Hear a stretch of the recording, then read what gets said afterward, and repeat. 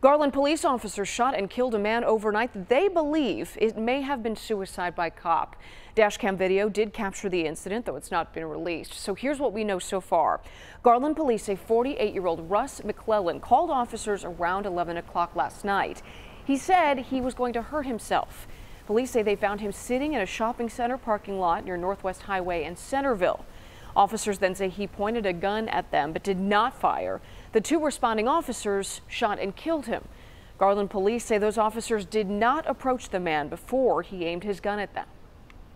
They parked at a distance. They were back. They never approached the vehicle. They were trying to communicate verbally with them at a distance. They never approached.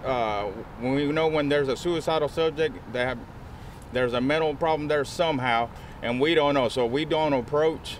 We stay back. But whenever you point a weapon at us, we have to make a split-second decision. Garland says that the man made similar calls to police in the past. The Dallas County Sheriff's Office is now taking over this investigation.